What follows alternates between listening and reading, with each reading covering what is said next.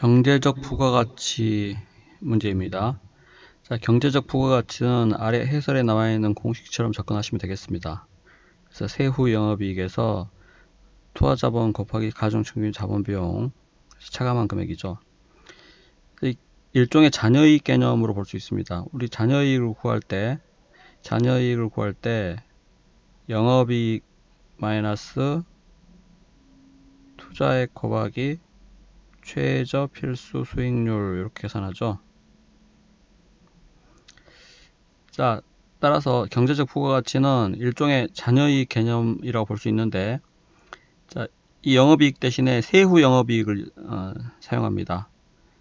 자, 세금은 반드시 납부해야 되는 것이기 때문에 영업이익의 1-세율을 곱한 세후 영업이익이죠.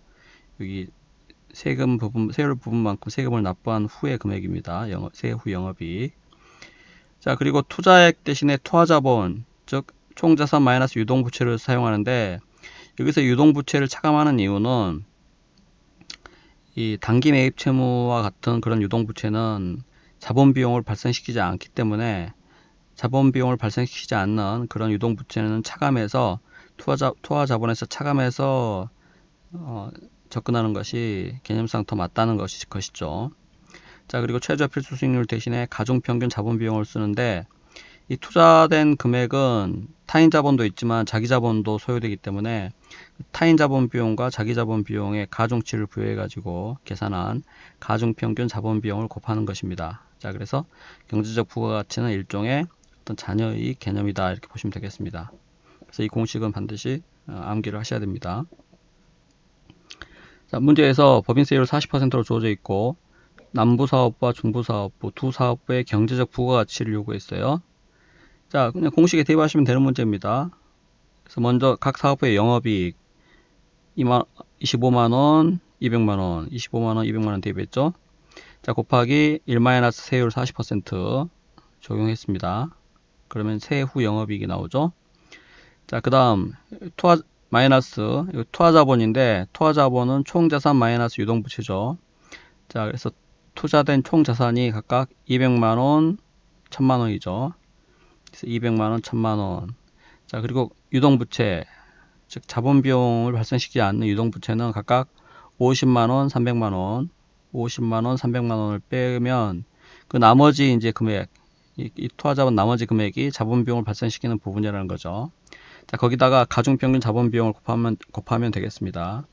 자, 그런데 가중평균 자본비용은 타인 자본비용, 즉 부채의 자본비용과 자기 자본비용의 가중치를 부여해 가지고 계산한 겁니다. 자, 이때 주의하실 점이 타인 자본비용, 즉 부채의 자본비용은 우리 부채에 대해서는 타인 자본에 대해서는 이자 비용이 발생하면은 세금 절감 효과가 있죠. 자, 따라서 타인 자본 비용은 이 부채에 대한 이자율 10%에 1-세율을 곱해서 계산해야 됩니다. 그래서 세후 이자율이 이 타인 자본 비용, 즉 부채의 자본 비용이죠. 그래서 이자율은 10%이지만, 즉 세금을 고려하지 않을 때의 타인 자본 비용은 10%이지만 세금 효과를 고려한 후에 타인 자본 비용, 즉 부채의 자본 비용은 1-0.4를 곱한 6%라는 거죠.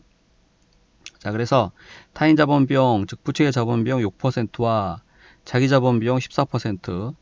자기 자본 비용에 대해서는 세금 절감 효과가 없습니다.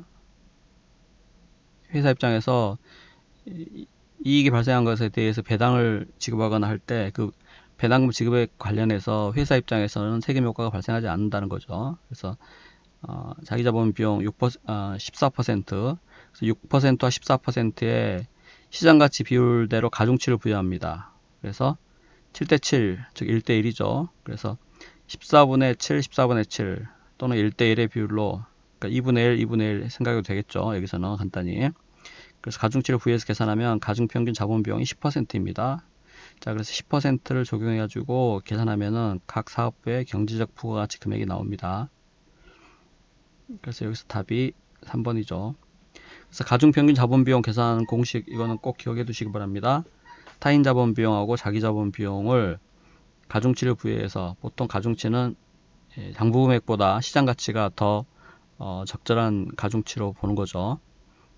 어떤 본질을 더 잘 반영하는 것이기 때문에 타인 자본과 자기자본, 시장가치 비율대로 가중치를 부여한다 보시면 되겠고, 타인자본 비용 계산할 때 세후 이자 비용을 부채의 자본 비용, 즉 타인 자본 비용을 한다는 거, 그것만 꼭 주의하시기 바랍니다.